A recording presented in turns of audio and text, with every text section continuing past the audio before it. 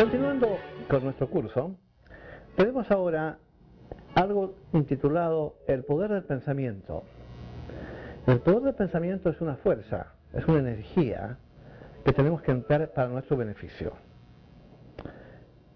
Y en la clase de ahora vamos a explicar en qué consiste esta energía, porque es imposible realmente iniciar algo si no lo conocemos. Veremos cómo trabaja el pensamiento, qué es el pensamiento y cómo realmente podemos aprender a manejarlo. Se nos dice que en el universo existen tres grandes fuerzas. Estas grandes fuerzas están incorporadas, digamos, a la estructura de lo que es un ser humano. Se trata de pensamiento, deseo y acción.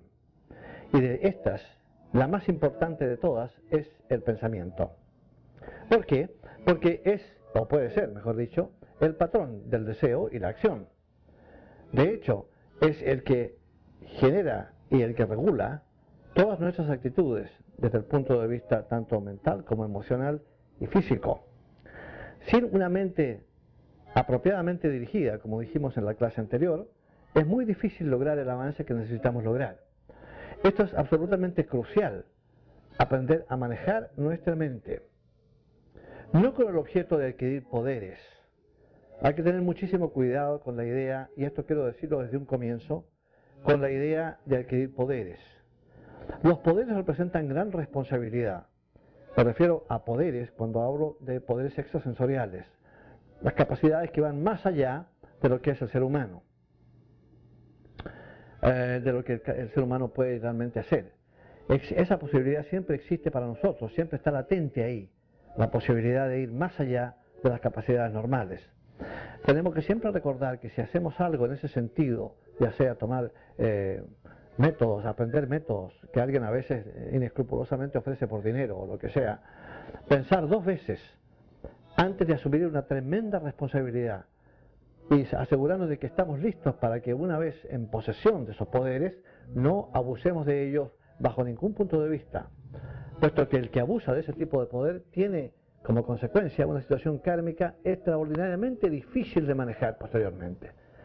Conviene en consecuencia olvidarnos por completo de eso, que los poderes que son inherentes en nosotros, que yacen dormidos en nosotros, por así decir, eventualmente los vamos a tener. La naturaleza nos va a entregar esos poderes, esas posibilidades, una vez que estemos listos desde el punto de vista ético, desde el punto de vista, digamos, social y adecuado.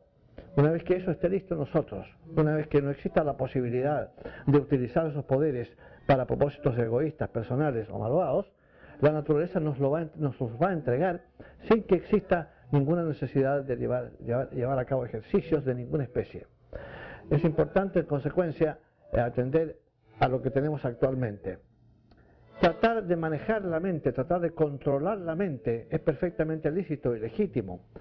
Es un instrumento, como dijimos en la clase anterior, que la naturaleza nos ha entregado para poder facilitar nuestro proceso pensante. En consecuencia, no tiene nada de malo tratar de aprender a manejarlo como corresponde.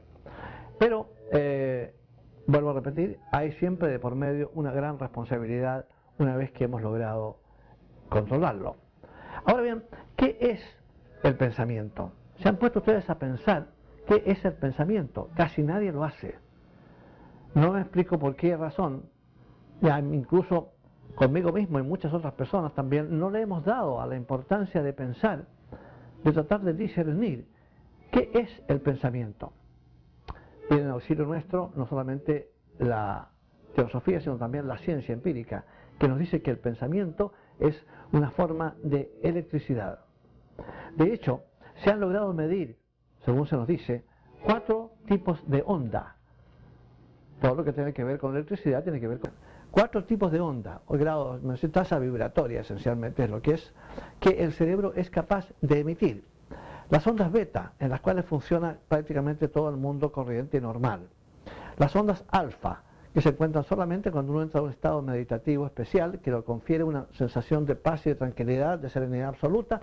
Esa es la onda alfa.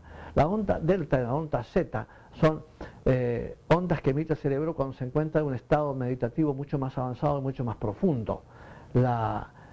Son ondas muy sutiles, muy rápidas y que nos conectan con la parte superior de nosotros. Es posible llegar a esos puntos, a emitir ese tipo de onda, cuando uno se encuentra, vuelvo a repetir, en un estado meditativo pero muy profundo. Lo importante recordar, sin embargo, es que el pensamiento es una cosa específica en el sentido de que es una cosa eléctrica, es una energía eléctrica. ¿Quién es el pensador, sin embargo? Eso es lo que tenemos que recordarnos. Es la mente. La mente no es el pensador. La mente es el vehículo para pensar, que es distinto. Cuando hablamos de un automóvil, y lo mismo dijimos en la clase pasada, lo que hablamos es del vehículo mediante el cual nos transportamos. Quiere decir que se está transportando es el individuo que maneja el automóvil, es el chofer. Nosotros somos el chofer. La mente es nuestro vehículo. El pensador realmente, el único pensador es el ego espiritual, es el alma. Y es el que utiliza la mente para su proceso pensante. Ahora, la mente solamente puede pensar a nivel mental, que es un nivel sutil, a nivel de la esfera mental de la Tierra. Pero este pensamiento es necesario poder expresarlo a nivel físico, porque nuestras experiencias ocurren naturalmente en la esfera física de la Tierra. Y en consecuencia, lo que tenemos que hacer es tratar de pasar el pensamiento de la mente a el cerebro físico, que es un instrumento que está diseñado justamente para eso, para recibir esta energía eléctrica y expresarla en la forma de lo que llamamos pensamiento.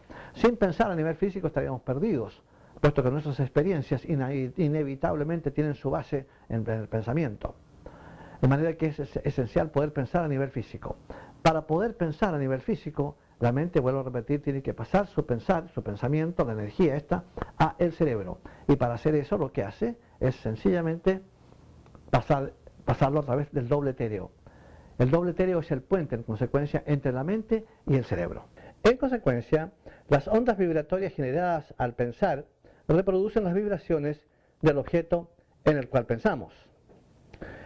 Es importante recordar esto porque, sin duda alguna, que todos hemos sido testigos del hecho de que cuando se producen ideas nuevas, la tendencia general del ser humano es a rechazarlas. Esas ideas a veces tienen un extraordinario mérito, un gran valor, y en el futuro son aplicadas sin discusión de ninguna especie y consideradas como realmente algo muy útil. Pero en el momento en que fueron formuladas por su autor original, fueron casi invariablemente rechazadas. Tenemos una tendencia general a aferrarnos a nuestras ideas establecidas y a rechazar aquellas que representan algo nuevo. Sería interesante explorar un poco en términos de lo que es el pensamiento, ¿por qué ocurre esto? ¿Por qué tenemos la tendencia a rechazar ideas nuevas? Y es muy sencillo. Lo que pasa es lo siguiente, cuando establecemos una idea, lo que establecemos son surcos mentales, por así decir. Por estos surcos mentales nos movemos con comodidad y tranquilidad, porque son los que nos familiarizan con la idea. Cuando se nos presenta una idea nueva, no tenemos esos surcos, no los hemos cavado todavía, no nos hemos movido por la idea como corresponde, solamente estamos escuchando una teoría, estamos escuchando algo que es la idea de otra persona, que tiene ya sus surcos establecidos para esa idea. Nosotros no tenemos los surcos mentales establecidos para esa idea, y en consecuencia la tendencia es a rechazarla porque no la comprendemos y nos sentimos incómodos al respecto. Muchas veces ideas que rechazamos al comienzo, una vez que las estudiamos, si nos decidimos a estudiarlas antes de rechazar por rechazar, nos encontramos con que efectivamente la idea nos resulta útil y adecuada y verdadera, porque ya hemos construido mediante el estudio y la observación de la idea, hemos logrado construir los surcos mentales correspondientes a esa idea. Y ya no hay en consecuencia en nosotros un rechazo en ese sentido. Es importante recordar también que los pensamientos actúan no solamente sobre el individuo, sino que también establecen hábitos vibratorios, que es muy importante. Cuando uno está continuamente pensando en algo, ese algo suele materializarse. Puede demorarse un poco en que eso ocurra, pero normalmente ocurre, esencialmente porque con nuestra mente nosotros logramos materializar las cosas. La capacidad de la mente para materializar objetos, por ejemplo, de lo que parecería la nada, eso no ocurre. Importante recordar en pequeña parte aquí, si alguien es capaz de materializar un objeto, ese objeto no viene de la nada, viene de la parte etérea del universo, del akasa que se llama, A-K-A-S-A. El akasa En la casa están todos los arquetipos de todas las cosas que existen y han existido siempre en el universo. Cuando una persona tiene la capacidad de tocar en ese plano, en ese subplano, por así llamarlo, y densificar el objeto en cuestión, lo materializa. Hay mucha gente, no mucha, pero hay una determinada cantidad de gente capaz de materializar objetos. Madame Blavatsky lo hacía, lo hizo frente a muchos testigos. Más allá de toda duda, de toda posibilidad de que no fuera cierto lo que estaba haciendo, fue observado objetivamente por un número de personas. Para ella no representaba nada tan extraordinario, porque ella había recibido un entrenamiento correspondiente en el Tibet transhimaláyico, en donde estuvo 3 años bajo la instrucción directa de maestros de la jerarquía. Pero fundamentalmente la capacidad para materializar objetos, que todavía en el mundo hoy hay gente que es capaz de hacer eso, proviene del hecho de que es un método en donde se obtiene algo de la parte etérea del universo y se densifica para que pueda ser entonces observado por los sentidos o percibido por los sentidos del cuerpo humano. Eso es lo que normalmente ocurre en esos casos. Ahora, si nosotros queremos realmente establecer ciertos hábitos adecuados, todo lo que tenemos que hacer es visualizarnos en esos hábitos todo el tiempo. Por ejemplo, el hábito de meditar 5 minutos cada mañana. Siempre es muy útil una cosa semejante. Antes de empezar a hacerlo, pensar que lo vamos a hacer, fijarnos en nuestra mente la idea, porque todo comienza con la mente, todo es generado en la mente. Cuando a un arquitecto le dicen que construya una casa, le piden le hacen una comisión en ese sentido, que construye una casa, lo primero que el arquitecto hace es imaginarse la casa, de acuerdo más o menos a los parámetros que le ha dado la persona interesada en comprar la casa. Pero tiene que imaginársela él primero. La casa, antes de aparecer una casa física, como la que eventualmente va a ser, es una casa en materia mental, en la materia mental de la mente del arquitecto. Es él el que la construye mentalmente. Una vez que tiene la idea clara en su mente, va a su tablero de dibujo y la dibuja. Y tiene una imagen bidimensional de lo que va a ser la casa. Ya ha nacido el deseo de construirla, de modo que la casa tiene forma astral ahora. Ya tiene forma mental y forma astral ahora.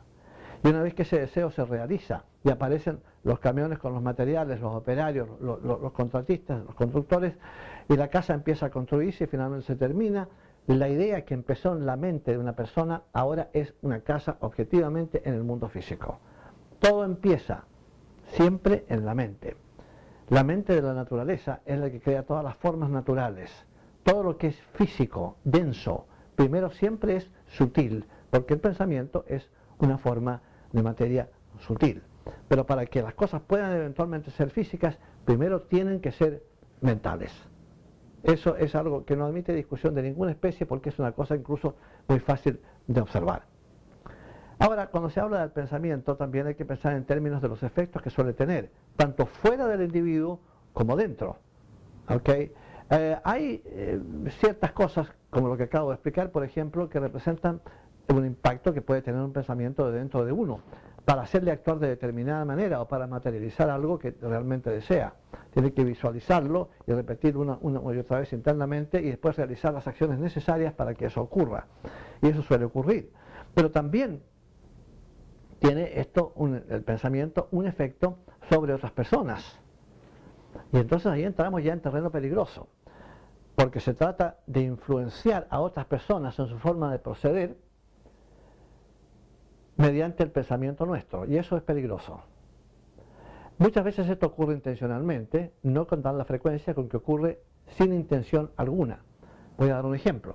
Supongamos que uno va caminando por la vereda de una calle y súbitamente pasa frente a una iglesia. Uno es católico muy devoto, supongamos. Experimenta un sentimiento de devoción, se persigna a un momento de meditativo, de saludo a la divinidad en la cual uno cree. Supongamos que en ese mismo momento, por la fe acera opuesta, va pasando un hindú o un islámico, que súbitamente van a sentir una sensación de devoción también, cuando en realidad no hay ningún templo islámico o de ningún otro tipo, hindú o de ningún otro tipo. ¿Por qué? Porque el pensamiento emitido por el católico que iba pasando frente a su templo les alcanza de alguna manera y entonces provoca en ellos un sentimiento devocional. que ellos mismos no sabrían explicar, es decir, ¿por qué? No sé, ¿por qué de repente me sentí devocional?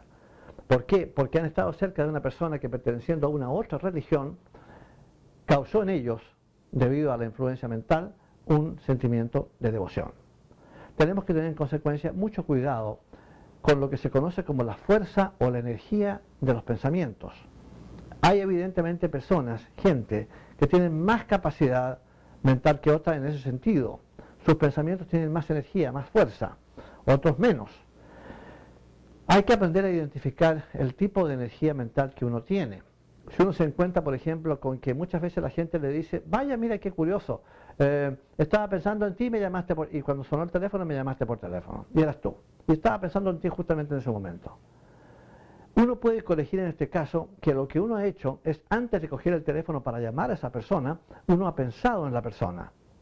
Pero como tiene una medida de energía mental considerable, esa persona ha recogido el mensaje y ha pensado en uno.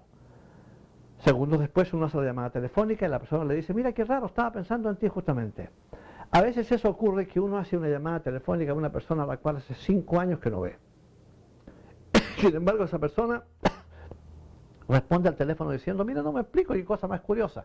Pero hace tanto tiempo que no nos vemos y sin embargo, estaba pensando en ti justamente en este momento, no sé por qué.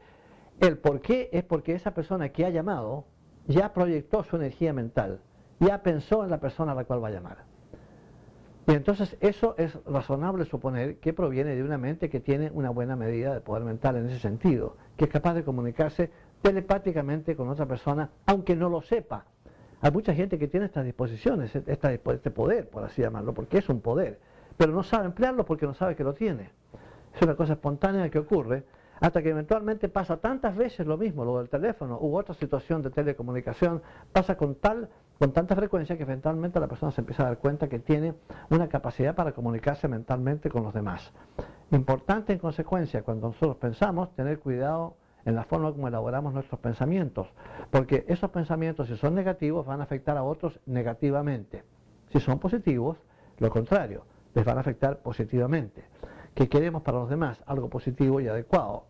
Y en consecuencia nuestros pensamientos siempre tienen que estar dentro de un marco que sea el positivo y el adecuado. Nuestra influencia sobre los demás es innegable, es inevitable. Especialmente, vuelvo a repetir, si tenemos una mente que exhibe una cierta medida de poder, de capacidad para la comunicación telepática. ¿Right? Es bien importante recordar eso. Ahora, o mejor dicho, para poder ponerlo más claro, entonarnos siempre en canales de pensamiento elevados. Tenemos esa alternativa. Podemos pensar en cosas bajas o podemos pensar en cosas elevadas, en cosas groseras o en cosas nobles. Es mejor mantener la mente en canales que tienen una programación noble y elevada, porque con eso ennoblecemos nuestra vida y ayudamos a ennoblecer la vida de los demás también. Ahora, se nos dice que los pensamientos, al igual que las emociones, se manifiestan en colores en el cuerpo mental. El color que predomina en el caso del pensamiento es el amarillo dorado. El amarillo dorado, hay mucha abundancia de eso en la gente intelectual, en los grandes académicos, por ejemplo, como Einstein y qué sé yo. Ahí lo que había en una gran medida de amarillo dorado en el aura mental del individuo. Es considerable. Pero otros colores también, muy bonitos todos por supuesto, también expresan diferentes aspectos en relación con el pensamiento del individuo. Ahora, la concentración, como dijimos en la clase anterior, es absolutamente fundamental, y vamos a abundar en esto nuevamente porque nunca se repite lo suficiente. La concentración representa el control sobre nuestra mente. Nuestra mente, como dijimos anteriormente, es un instrumento que la naturaleza ha puesto gratis a nuestra disposición para poder pensar. Es sensato y apropiado, en consecuencia, utilizar esa mente sabiamente. En primer lugar, aprender a controlarla. La mente es indisciplinada. La mente es simplemente un mecanismo para pensar, pero no tiene ética propia, ni tiene consideraciones de ningún orden. No es buena ni es mala, es un mecanismo. Es lo mismo que la electricidad, que podemos utilizar para un propósito u otro, positivo o negativo.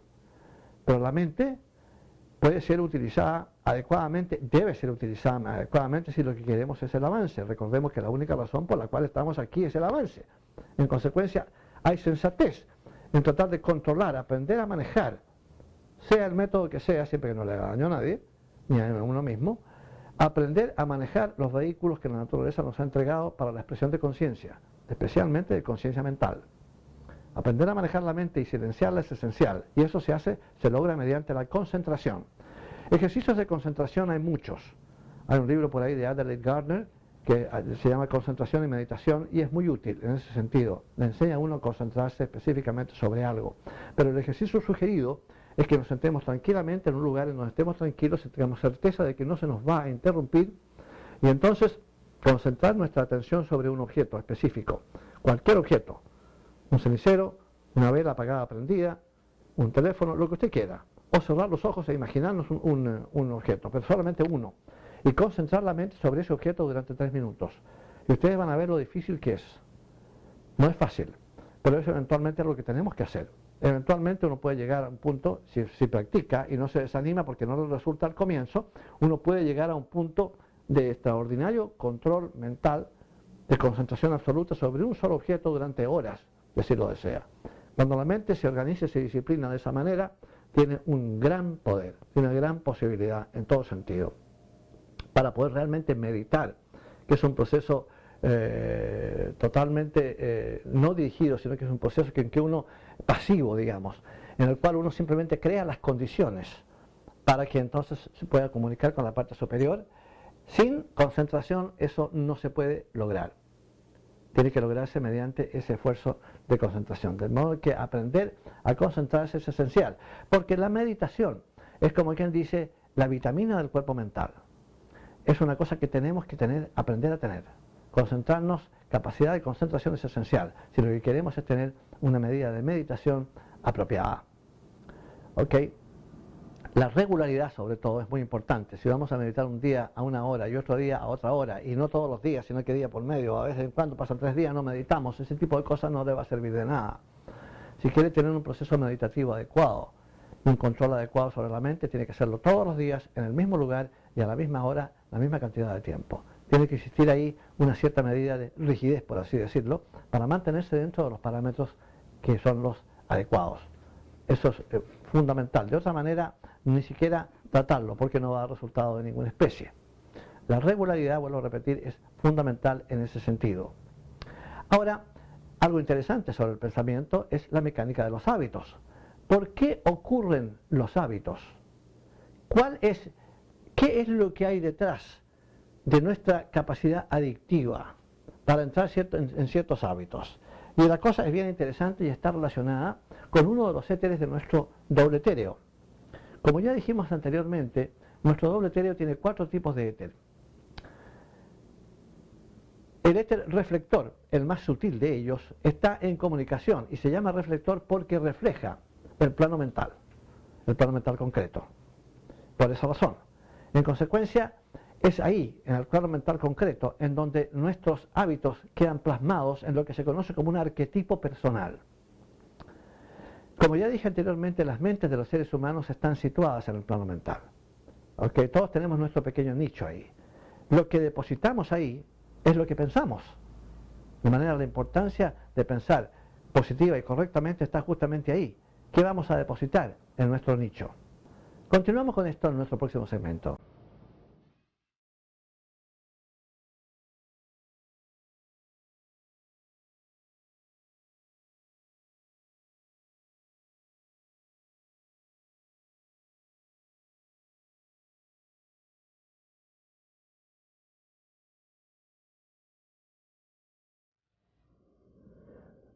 Comencemos, por ejemplo, con lo que son los hábitos negativos. Me he encontrado en mi experiencia personal con personas que fuman muchísimo, por ejemplo. El fumar es un hábito destructivo que en gran mayoría de los casos causa cáncer. Es algo que debe eliminarse por todos los medios posibles, porque lo que va al pulmón tiene que ser oxígeno. Ahí es donde la sangre va a recoger el oxígeno, que es un elemento fundamental para el proceso sanguíneo, el proceso de nuestros órganos internos, que se alimentan justamente del proceso de oxígeno.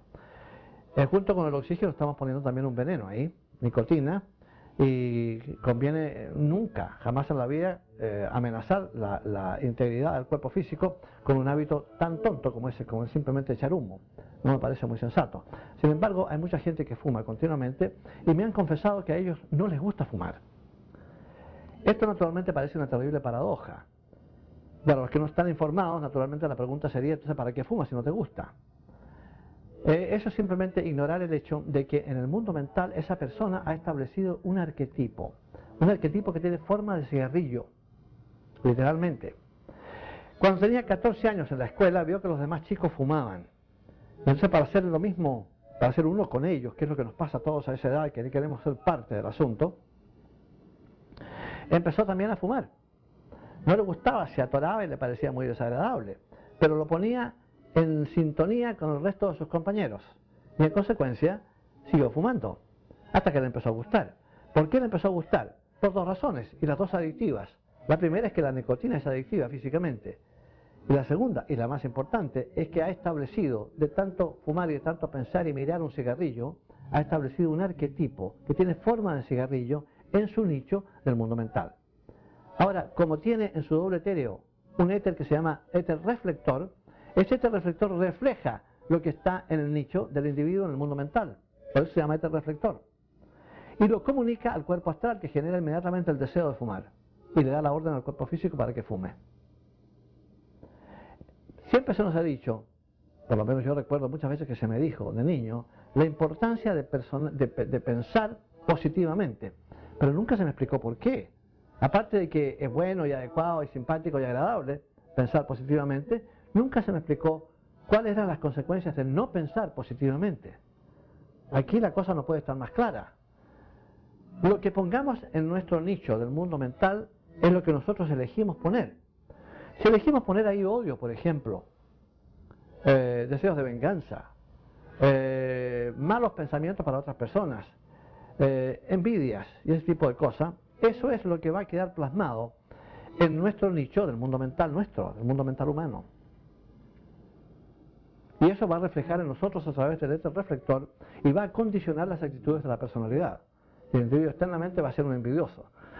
Por ejemplo, se va a dar cuenta que es una cosa que no se debe hacer y que es muy, como defecto, la envidia es algo muy feo. Y va a reconocer que la tiene, pero al mismo tiempo va a decir, como yo lo he oído decir muchas veces, no puedo hacer nada al respecto porque así es como yo soy. Lo que él no sabe es que él no es así. Lo que has hecho es simplemente poner un arquetipo que lo influencia su personalidad a través del éter reflector, que tiene su doble etéreo.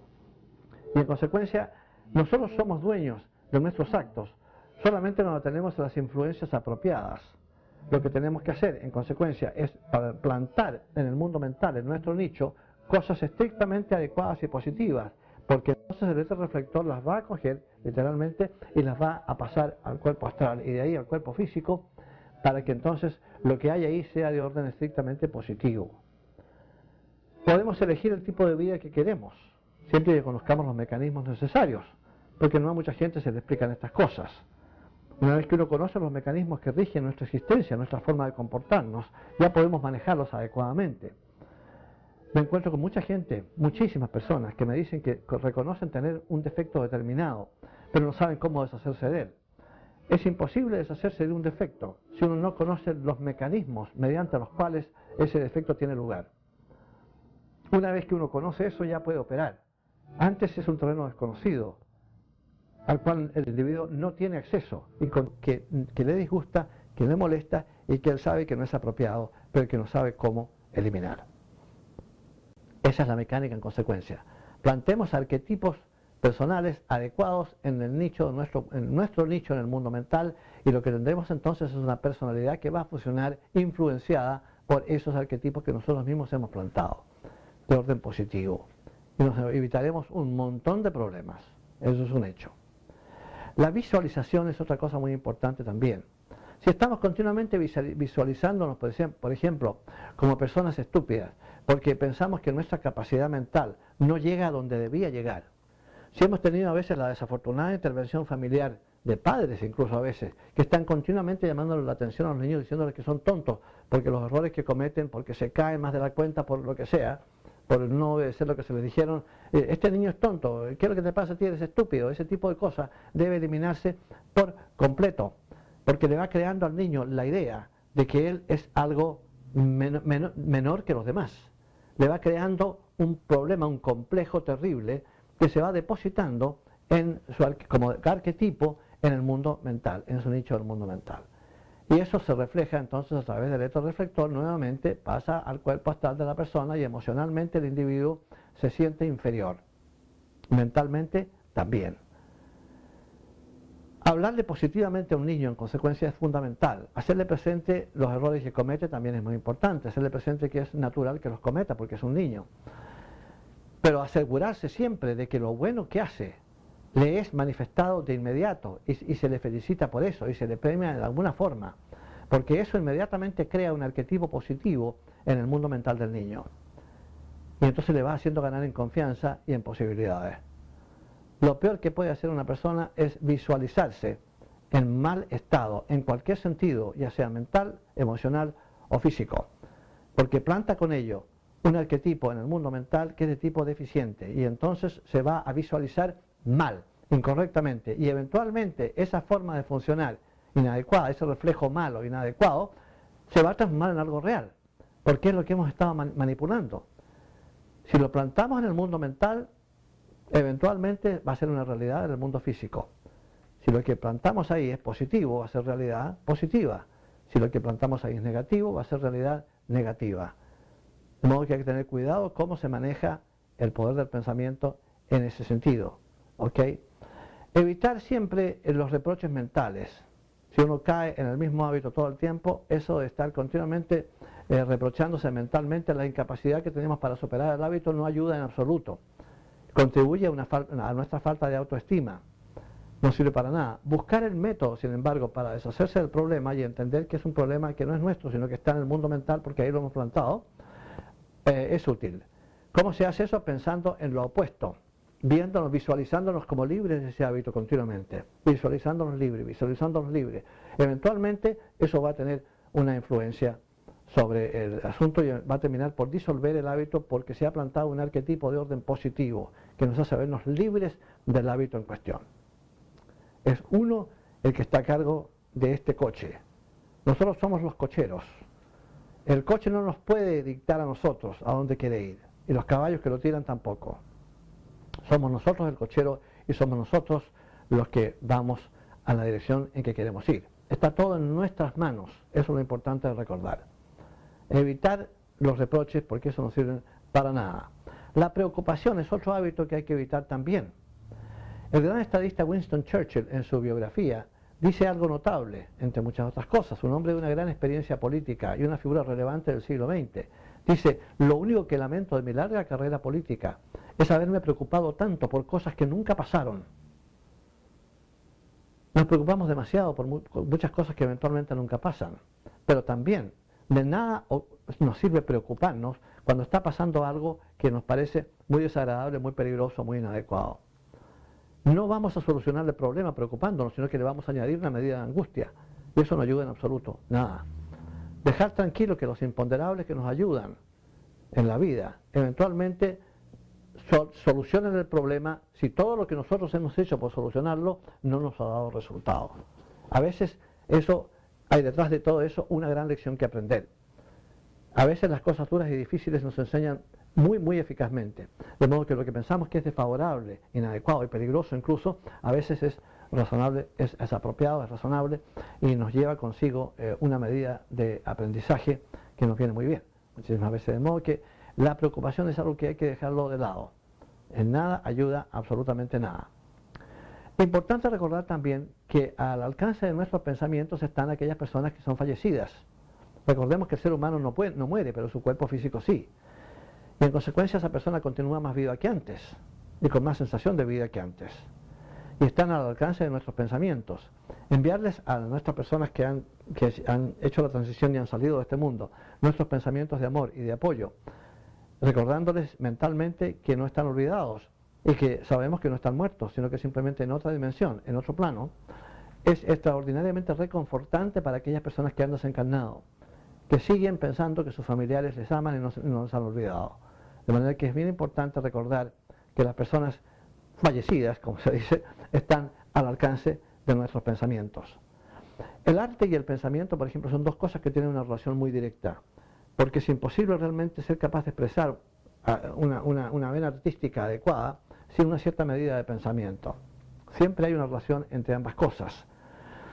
Los grandes músicos, como Beethoven, Johann Sebastian Bach, Wagner, etc., nunca alegaron ser los autores de lo que escribían, de la música que escribían.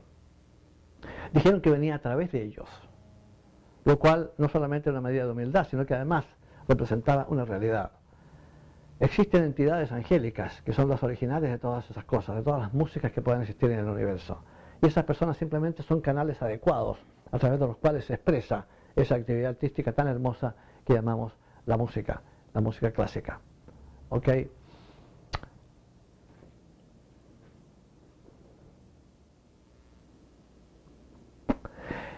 En consecuencia, como decíamos, es fundamental tener nuestro pensamiento concentrado en el segundo principio, en Buddhi, en la parte más elevada, digamos, del ser humano, fundamentalmente.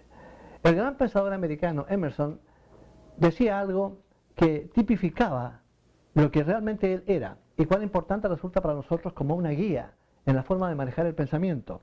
Nos decía Goethe, el gran poeta alemán: olvida el pasado, no cedas al enojo, no odies, disfruta el presente, entrega tu futuro a la providencia.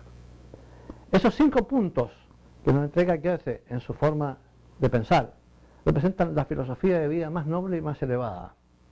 Nada ganamos con odiar, evidentemente, sino crear más odio en los demás. Si estamos rigiendo nuestra vida por el odio, sea cuales sean las razones que tenemos, a la larga vamos a ser víctimas de ese odio, inevitablemente. Es importante siempre mirar la cosa de manera positiva, entender cuando se nos ofende, cuando pasamos por momentos difíciles en la vida, por pruebas sumamente complicadas a veces. Recordar que todo es parte de un proceso de aprendizaje, que no existen injusticias en la naturaleza, que cualquier injusticia con que se nos victimice eventualmente nos va a ser compensada siempre. Es una ley y eso es inevitable. La amargura, en consecuencia, con respecto a las cosas que nos puedan hacer los demás, es una cosa que tiene que desaparecer de nuestra existencia, algo que no debe ocurrir nunca. Es muy difícil tratar sobre el asunto del pensamiento sin realmente acordarnos de Pavlov, un gran científico ruso, que fue el que descubrió el condicionamiento. Es posible condicionar a una persona, y esto sí que es peligroso, mediante ciertas técnicas para que esa persona realice inconscientemente algo. Desafortunadamente esto cayó en manos de personas inescrupulosas, y entonces era muy sencillo condicionar a alguien para que, diciendo una palabra que estaba depositada en la mente de esa persona mediante hipnosis, para que esa persona se levante y vaya a cometer una tropelía, asesinar a alguien o a quien sea, sin realmente saber lo que está haciendo, porque es un condicionamiento. Pavlov trabajaba con animales esencialmente, pero se empezó a dar cuenta que era perfectamente posible condicionar seres humanos. El condicionamiento es una cosa con la cual hay que tener muchísimo cuidado, porque es perfectamente posible que uno se condicione a sí mismo. Hay mucha gente que, por ejemplo, empieza en la carrera política de manera muy noble y elevada, con la intención de hacer algo por su país, por sus congéneres, por su raza, por su gente. Y gradualmente, una vez que adquieren el poder, empiezan a condicionarse para ir procediendo cada vez de manera menos ética, más cruel, más intolerante y más difícil.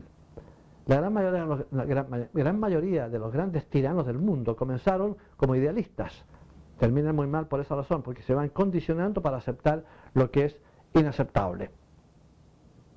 La ausencia de malos pensamientos es el escudo contra quienes quieran dañarnos en ese sentido. Muchas veces hay personas que me han preguntado si sería posible, si hay un peligro en el sentido de que podamos ser víctimas de magia negra, por ejemplo, de alguien que nos envíe un pensamiento o que clave un alfiler en un muñeco, las formas técnicas inapropiadas que utilizan las personas que utilizan magia negra, que es la forma más segura de arruinarse internamente. ¿Okay? Estamos afortunadamente la mayoría de los seres humanos bien protegidos en ese sentido por nuestra propia aura, por los cuerpos sutiles. Cuando uno, sin embargo, está vibrando en la misma onda del mago negro que hace una cosa semejante, uno está en serio peligro. Para que una persona haga eso, es porque tiene un odio muy grande por la persona a quien intenta matar, o le están pagando dinero y tiene una indiferencia absoluta sobre el respeto por la vida. Si hay alguien que tiene esa misma actitud y que vibra en ese mismo contexto, lo más probable es que el asesino tenga oportunidad de matarlo. Sin embargo, una persona normal, que no tiene ninguna de esas cosas, que no posee ese tipo de características negativas en sí, es prácticamente imposible que una cosa semejante tenga un efecto sobre él o sobre ella. No es posible. Incluso se ha sabido de casos en que en la maldición que le han enviado a la persona, el pensamiento negativo, lo que sea, ha rebotado en el aura de la presunta víctima y ha vuelto con doble energía hacia el mago negro y lo ha matado o lo ha dejado en muy mal estado. Eso ha ocurrido muchísimas veces y ellos lo saben y se corren ese riesgo porque nunca saben con qué tipo de personas están tratando. Pero es una ausencia de malos pensamientos, vuelvo a repetir, es el escudo preciso para evitar ese tipo de cosas. Si conducimos nuestras vidas de manera positiva en ese sentido, no tenemos nada que temer de nada ni de nadie. Siempre estaremos protegidos. Finalmente, me gustaría concluir esta presentación con una observación que nos hace San Pablo sobre el poder del pensamiento, que no deja de ser interesante, puesto que nos orienta con respecto a cómo tenemos que proceder en la vida. En una carta a los filipenses les dice: finalmente, hermanos, todo aquello que es verdadero, todo aquello que es honesto, todo aquello que es puro, todo aquello que es hermoso, todo aquello que es bueno, si queremos que la virtud y el elogio sean realidad, pensad en tales cosas. Lo que se nos está diciendo San Pablo es simplemente que si pensamos sostenidamente, con suficiente energía y categóricamente sobre cosas positivas, lo que vamos a tener es un mundo positivo y una vida más feliz. En la actualidad, los medios de comunicación solamente comunican malas noticias, cosas negativas, cosas dolorosas e inadecuadas, con ello sembrando en la mente de los oyentes, las personas que están leyendo esas noticias o viéndolas por televisión, una medida de negatividad terrible, que les hace decir: este mundo no sirve, este mundo es una basura, nos estamos desarmando, esto es un desastre, la civilización está decayendo. Todo ello contribuye a hacer descender el nivel de civilización que todos los seres humanos debemos tener. Es verdad que la prensa seguía, los medios de comunicación seguían por intereses económicos, y es verdad que debido a algo muy extraño que existe en la psicología del ser humano no desarrollado, la gente prefiere oír malas noticias que buenas noticias. Es algo inexplicable, pero es algo que ocurre. Es algo que nosotros tenemos como ocultistas, como estudiantes de ciencia oculta, tenemos que tratar de evitar a toda costa. No sumarnos a esa posesión de negatividad que va sumiendo al mundo entero en la oscuridad, en el dolor y la desesperación. Nosotros somos los maestros de nuestro destino, tanto a nivel individual como colectivo.